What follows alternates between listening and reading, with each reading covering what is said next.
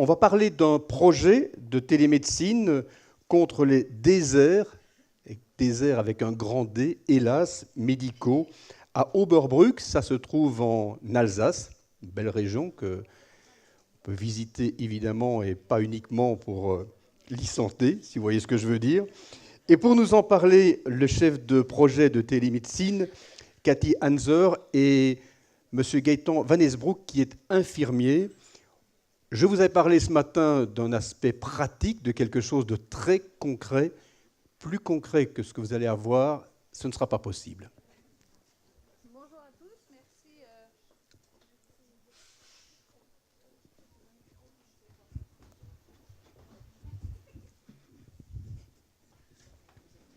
Merci beaucoup, bonjour à tous. Donc effectivement, on va vous juste en 2 mots vous expliquer un petit peu la genèse du produit, du projet, qui on est. Donc un petit sommaire rapide, hein, donc la structure porteuse, définition, genèse du projet. On va défiler parce que je pense qu'il vous intéresse, c'est effectivement la démonstration concrète que Gaëtan va vous faire. Donc l'ASAM, Association de soins et d'aide de Mulhouse et environ, on est à but non lucratif. On est une association 350 salariés, on a différents services d'aide, on a des services infirmiers, des services médicaux, des centres des micro-crèches, des accueils de jour Alzheimer, un service d'aide, portage de repas, et j'en oublie peut-être, mais centre de soins infirmiers. Et puis donc, on a développé la télémédecine. Définition, alors moi j'aime beaucoup la définition de l'ordre des médecins, je la laisse un petit peu, mais l'idée générale étant de faire voyager les informations plutôt que les patients. La genèse du produit, du projet, décidément. Donc c'était à la demande d'une petite commune d'Oberbruck parce que donc le médecin généraliste de la commune est parti à la retraite et on nous a demandé, puisqu'on a des centres médicaux où on peut embaucher, où on propose d'embaucher des médecins, nous avait demandé de recruter et c'est très difficile aujourd'hui de trouver des médecins généralistes. On va avoir une grosse pénurie, on démarre tout doucement, mais enfin ça devient de plus en plus compliqué. Donc pour parer à ça, on a eu part justement de la télémédecine qu'on a proposé au maire et puis qu'on a mis en place. Alors je vous passe juste un petit film, ça vous explique vraiment le pourquoi du comment.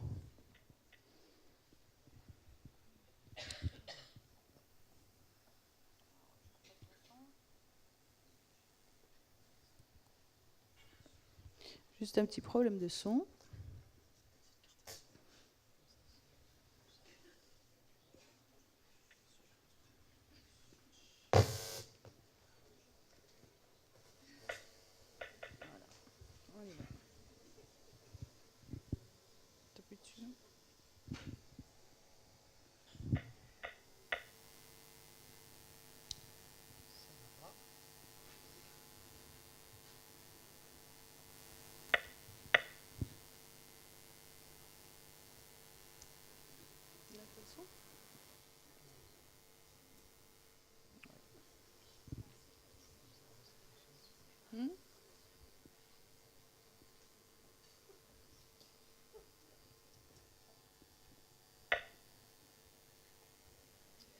Désolé, il n'y a pas le son.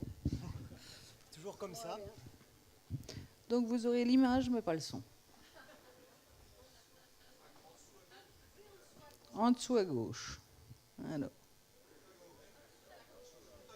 À gauche. Au-dessus. Ah, en dessous là. Vas-y. Non, on est à 100. Attends, vas-y. Bon, donc c'est Monsieur Béra, le maire d'Oberbruck, qui vous expliquait comme quoi son médecin était parti à la retraite et qui nous avait appelé pour lui recruter un médecin. Donc Gaëtan, vous l'aurez avec le son tout à l'heure, donc infirmier qui est donc en train d'accueillir les patients à Oberbruck. Vous avez docteur Emeter en visio, donc sur le chariot. Et docteur Emeter est en train de faire une téléconsultation. Dommage, je ne connais pas le son. Voilà. Et donc, voilà, donc il va demander à Gaëtan Donc ça, c'est le petit micro. Et Dr Emeter, pour résumer, il vous dit effectivement qu'il était très très sceptique au départ, qu'il n'y croyait pas trop, parce que justement, comme tout acteur, il se disait il va me manquer quelque chose, je vais pas avoir... il va me manquer la sensation aussi du toucher, la palpation, etc. Et à fin de compte, il se rend compte en pratiquant que non, et ça lui plaît beaucoup. Donc là, vous avez le dermatoscope, que Gaëtan est en train de vous présenter. Et donc, Dr Emeter demande à Gaëtan d'utiliser soit l'otoscope, le stéthoscope, le dermatoscope, l'échographe. Voilà, donc là, il est en train de faire sa consultation. Et donc, vous pouvez voir que ce qui est intéressant, c'est que l'infirmier voit le médecin, mais le médecin aussi, tout est en... Voilà.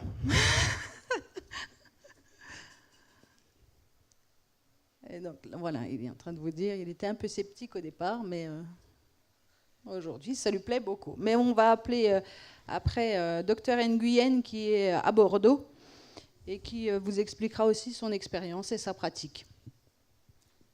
Du coup, on va peut-être couper le film. Ça va nous faire... Voilà, donc dans le principe, vous voyez, c'est le chariot comme un cabinet traditionnel. Et donc, on va démarrer la télémédecine donc à domicile. Donc là, concrètement, c'est la mallette qu'on a. On va juste finir le PowerPoint. Si tu peux me remettre le PowerPoint, s'il te plaît. Alors, une chose à préciser aussi, la télémédecine, franchement, on va pouvoir répondre à beaucoup de besoins. On va pouvoir apporter des réponses, mais comme dit, on ne pourra pas répondre à tout avec la télémédecine. Ça, faut pas non plus, faut pas non plus mentir.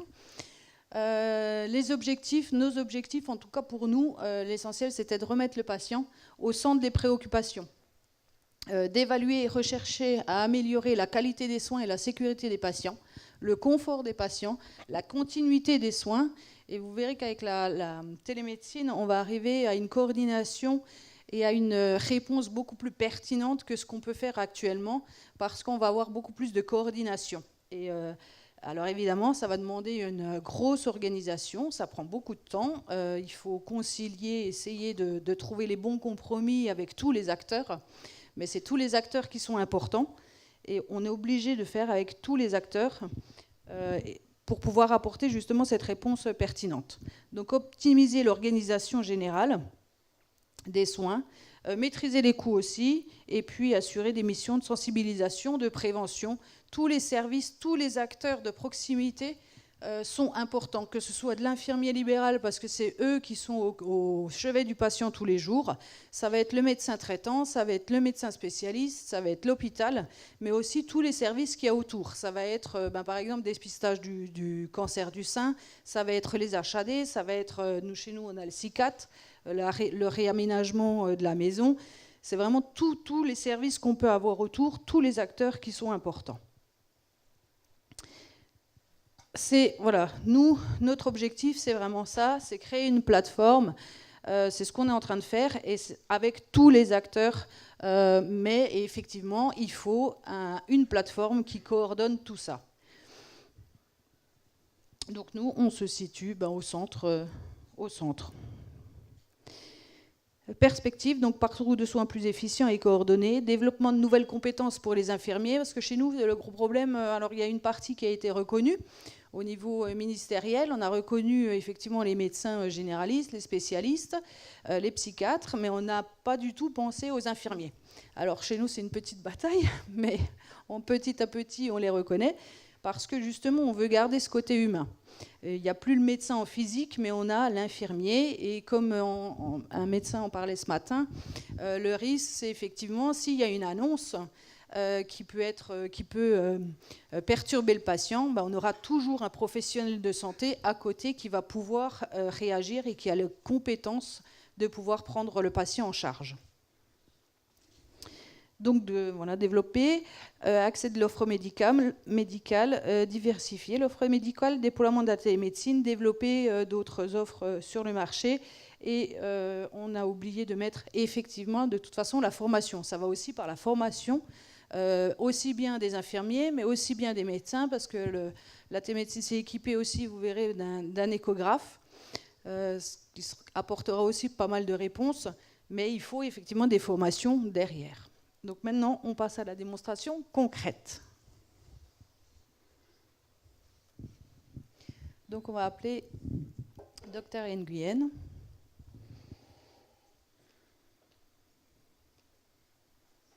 Le micro,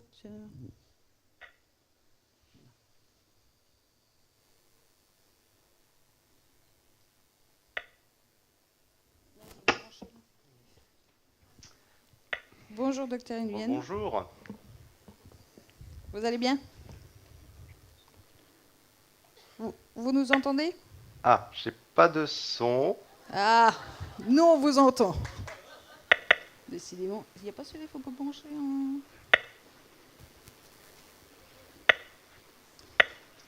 Est-ce que tu nous entends là? Parfait.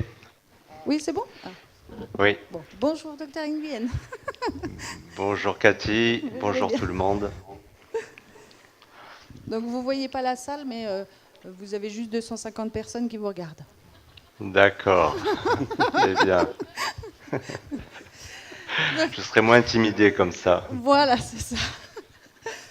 Dr Nguyen, ben juste déjà, est-ce que vous pouvez faire part de votre arrivée en tant que médecin téléconsultant, votre petite expérience, votre retour? Et puis ensuite, on va choisir, enfin on va pas choisir, on va demander à quelqu'un qui veuille bien venir que vous puissiez ausculter quelqu'un. Oui. On cherche un volontaire ou une volontaire? Bon, je vous laisse démarrer votre... en attendant que monsieur ou madame, sinon au pire, on prendra docteur. Voilà. Bon, bah, écoutez, moi, je vais vous raconter mon parcours Oui, assez rapidement. oui, parce qu'on est limité par le temps. J'ai Merci. exercé en libéral en tant que médecin généraliste durant une période de 23 ans. Et donc j'ai pu effectivement faire connaissance avec la télémédecine dans le cadre de téléconsultation. Voilà. Alors, moi je connaissais la télémédecine, on va dire, par son aspect de téléconseil, c'est-à-dire à travers le téléphone, hein, qui met en contact le patient et un professionnel de santé. Alors, j'ai eu l'occasion, par contre, de découvrir un autre visage de la télémédecine par le biais de la visioconférence, hein, tel qu'on est actuellement, avec effectivement un panel d'outils à notre disposition qui m'a donné une idée de ce que l'on pouvait faire actuellement. C'est-à-dire que j'ai été amené à consulter des patients à distance dans ce cadre-là et j'ai vraiment ressenti des conditions assez proches d'une véritable consultation en cabinet.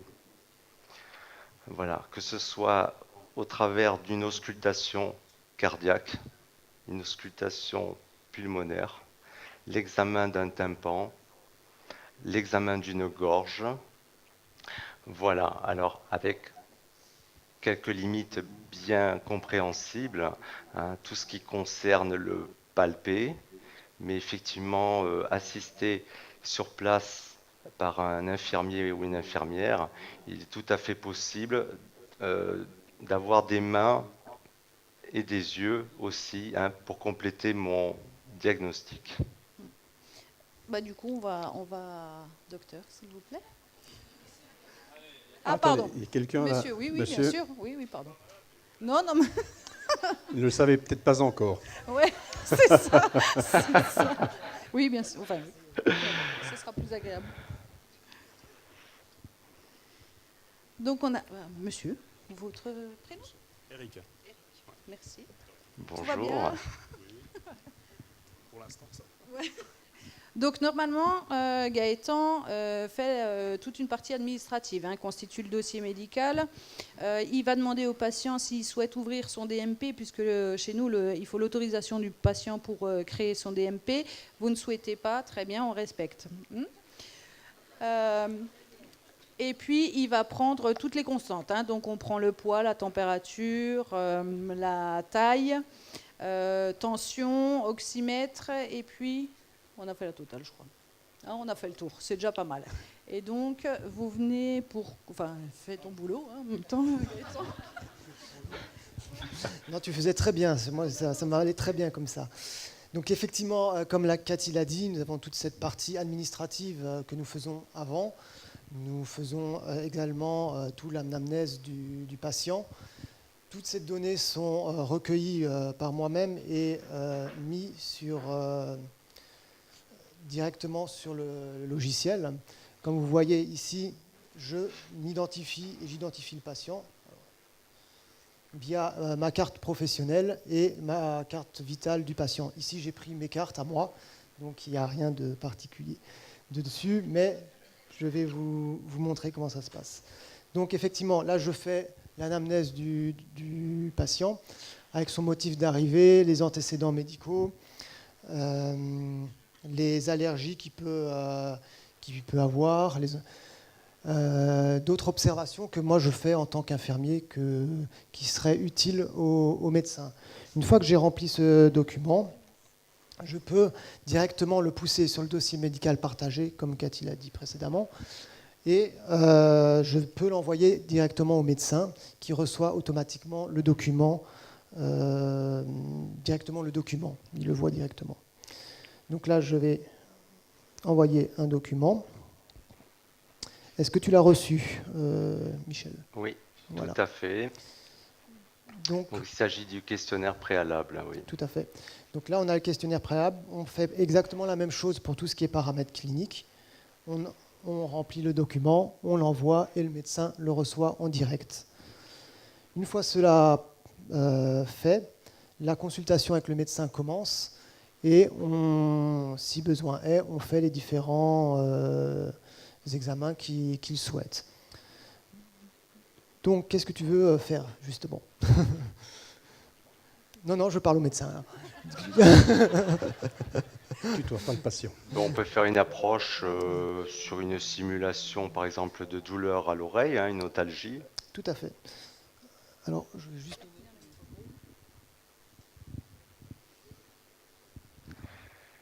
Alors, je voulais faire une petite précision, effectivement. Je dispose de mon côté de mon lecteur de carte vitale avec ma carte professionnelle de santé qui me permet de lire la carte vitale du patient à distance.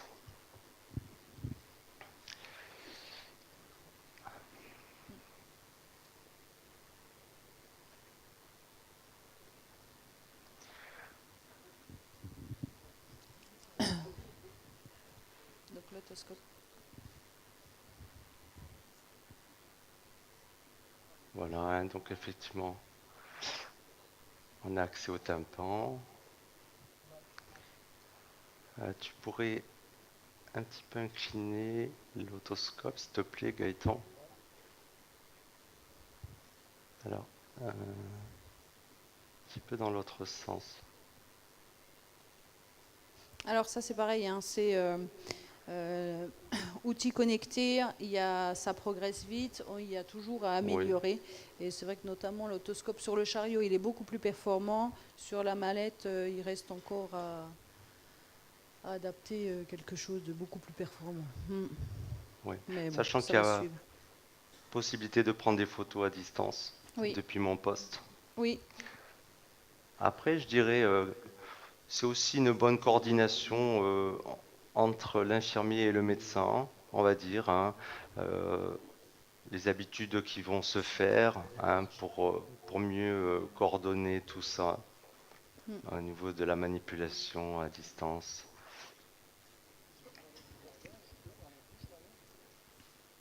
Donc, il va regarder dans la gorge, docteur Nguyen. Voilà. Alors effectivement, un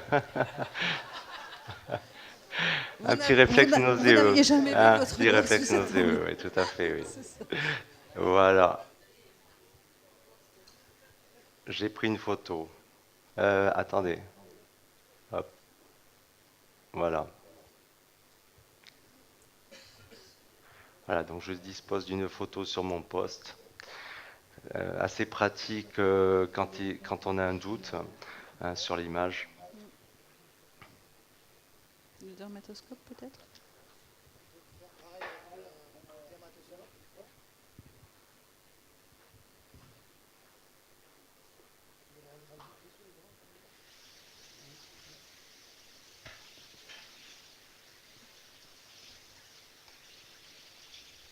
Monsieur a une petite plaie au doigt.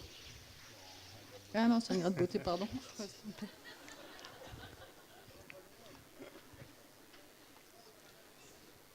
Bon, comme quoi, chacun son métier. Hein.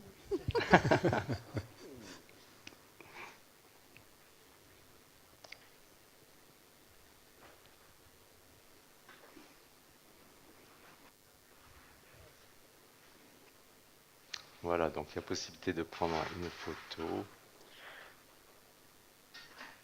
Effectivement, un grain de beauté. On a possibilité de faire un flash aussi depuis le logiciel.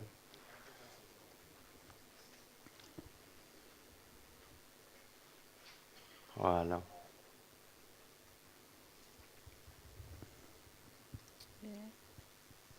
Ah, elle est pas mal celle-là. Ouais, effectivement. Vous voulez voir autre chose, docteur?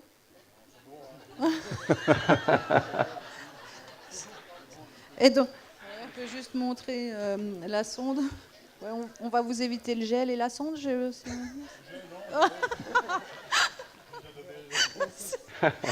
Merci beaucoup, Eric. Il n'y a pas beaucoup de volontaires.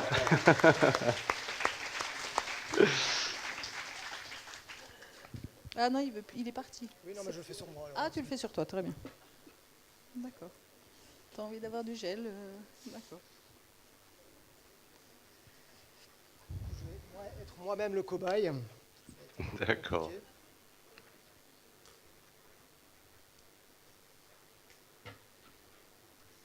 Donc le logiciel met juste un tout petit peu de temps. Donc là, pareil, en tant qu'infirmier, on a une formation. Avec un micro, c'est encore mieux. Pareil, on a une formation à l'utilisation de l'échographe avec une radiologue qui nous forme justement à la manipulation de la sonde, tout simplement. Là, vous voyez que le médecin nous voit déjà, voit ce qu'il y a à l'écran, donc le gel échographique. Si j'active le double flux, ça permet de voir aussi nous-mêmes et de nous pouvoir nous diriger en fonction de ce que le médecin souhaite. Donc là, on va faire une carotide. J'espère que tout va bien.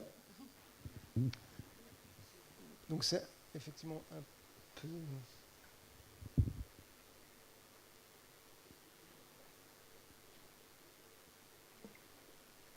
Ça m'a l'air bouché. Hein.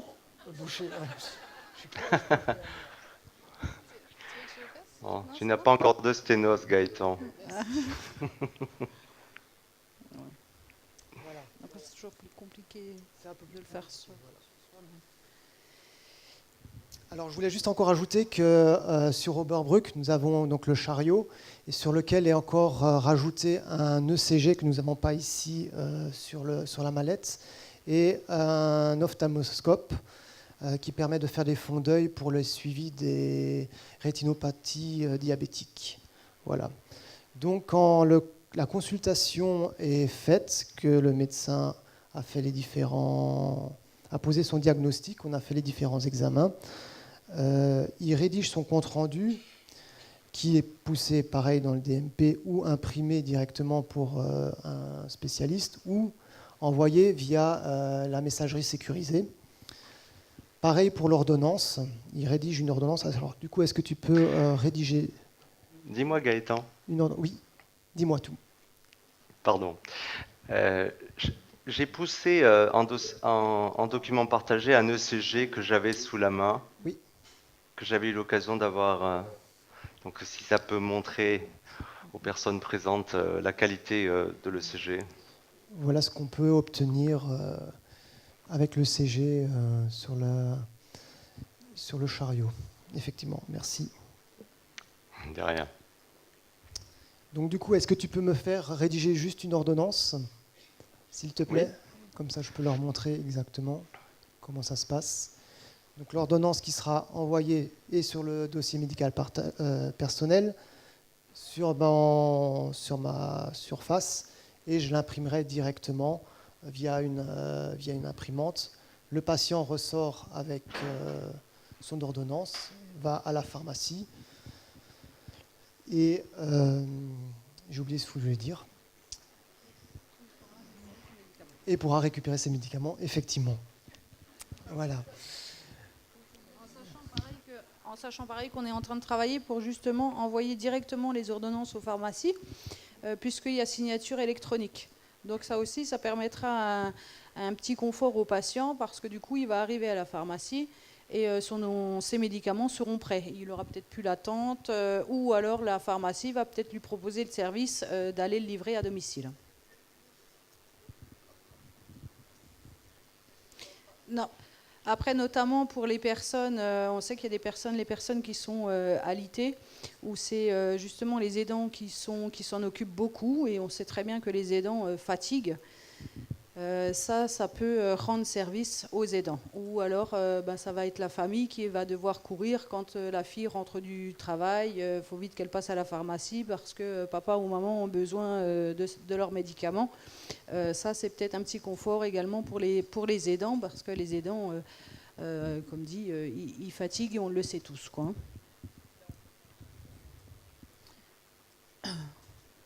On est bon, docteur Nguyen?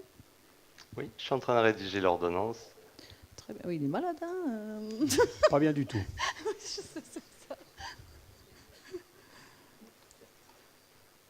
Effectivement, là, il y a un petit peu d'attente. C'est vrai que J'ai mis au niveau identification patient, je peux lire la carte de la mallette? Oui, tout à fait, c'est la mienne. Ok.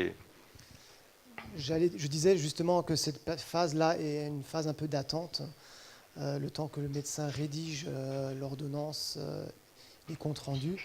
Et c'est vrai que là, c'est un temps vraiment privilégié qu'on peut avoir, nous, en tant qu'infirmiers, présents sur le site avec le patient, qui permet de nouer une vraie relation et aide justement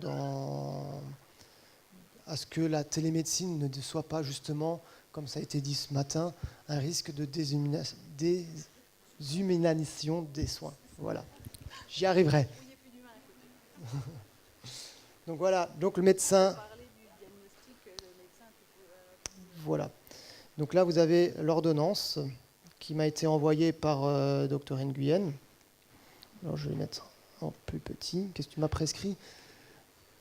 Bouton auriculaire, d'accord. Donc voilà, ça c'est l'ordonnance qui a été faite, signée, sécurisée et que j'imprime directement, moi, en cabinet. Voilà. On a fait le tour? On a fait le tour. Hein. Donc oui, voilà, comme dit, l'impression de l'ordonnance. Et puis tu as eu le cas aussi de plaie. Donc du coup, il y a eu besoin d'intervention d'infirmières libérales à domicile. Et donc du coup, pareil, le médecin a pu faire l'ordonnance pour les infirmières à domicile. Et derrière, Gaëtan a programmé, a alerté... mis en place, à appeler les infirmières libérales pour justement intervenir à domicile. Donc il y a aussi tout un rôle, ils ont aussi tout un rôle de coordination derrière entre professionnels. Et ils peuvent effectivement faire les besoins directement. C'est tout ça l'avantage aussi d'avoir un infirmier à côté, parce qu'effectivement on nous a dit, mais pourquoi pas une aide-soignante? Alors une aide-soignante, oui, elle est compétente, elle a ses propres compétences. compétences. Mais en revanche, effectivement, s'il y a besoin de faire une prise de sang, ça ne rentre pas dans les compétences d'une aide-soignante. Si le patient, je ne sais pas, fait un malaise selon le malaise, l'aide-soignante n'a pas les compétences pour répondre tout de suite en urgence. Or que l'infirmier, il va peut-être... Alors, je ne touche du peau de singe, que ça n'arrive jamais, mais il a les compétences de pouvoir utiliser des défibrillateurs ou en tout cas faire les premiers gestes, des injections par exemple. Voilà. Donc ça aussi, sur protocole, oui. Ça aussi, c'est tout l'avantage d'avoir un infirmier à côté. On a encore Dr Nguyen, je ne sais pas si vous avez des questions pour Dr Nguyen, et puis sinon on pourra lui dire merci beaucoup. Je peux rajouter quelque chose? Bien sûr. Voilà, effectivement, on n'a pas l'occasion de disposer du stéthoscope connecté, mais effectivement, j'ai été amené à m'en servir à plusieurs reprises, que ce soit pour, comme je le disais au début, une auscultation cardiaque ou une auscultation pulmonaire, voilà, en guidant l'infirmier sur place au niveau, par exemple, de la localisation du stéthoscope à des endroits de mon choix. On ne l'a pas posé puisque vous n'avez pas le son, c'est le médecin qui a le son, Oui, mais voilà. effectivement il est connecté à la mallette. Des questions peut-être pour Dr Nguyen? Alors je me dépêche. C'est la choumoune. S'il y a besoin d'une palpation abdominale ou un examen plus technique du genou, vous faites comment? Voilà, alors ce que j'avais évoqué, c'est l'importance à ce niveau d'avoir quelqu'un sur place et que l'infirmier ou l'infirmière puisse être mes mains à ce moment-là. Après, je dirais, c'est quelque chose que l'on peut compléter par une échographie abdominale éventuellement. S'il s'agit de déceler une masse déjà palpable cliniquement, d'avoir une première visualisation de la structure de la masse, et après, effectivement, d'orienter ou pas, suivant la nature, pour plus d'investigation. Après, si je peux me permettre, Dr Nguyen, aussi si le médecin il a le moindre doute, il est hors de question qu'il prenne un risque et il va passer la main à ses confrères ou orienter chez le spécialiste. Voilà. S'il ne peut pas poser le diagnostic, s'il a le moindre doute, il ne posera pas de diagnostic et il va réorienter chez un médecin en physique. Voilà. C'est pour ça que je vous disais, on ne pourra pas tout faire en télémédecine. Il y a peut-être des fois où les médecins n'arriveront pas à poser un diagnostic. Et il est hors de question que les risques soient pris ni pour les médecins, ni pour les infirmiers, ni bien sûr pour le patient. Voilà. Après, l'intérêt, je pense, de l'échographie, d'avoir une sonde déjà à disposition, permet d'éliminer un problème assez important ou un processus qui serait en évolution depuis un certain temps. Donc on peut être aussi dans une certaine prévention aussi. Oui, notamment on disait les glaucomes, si je ne me trompe pas, et puis les phlébites, si jamais au niveau échographie.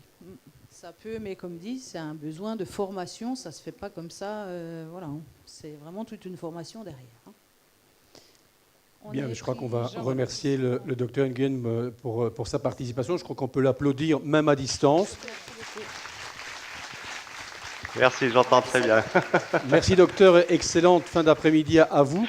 Merci. Et pareillement, merci à vous tous. Merci Bonne beaucoup. journée. Merci à Katia Hanser et à Gaëtan Van Esbroek également pour leur exposé.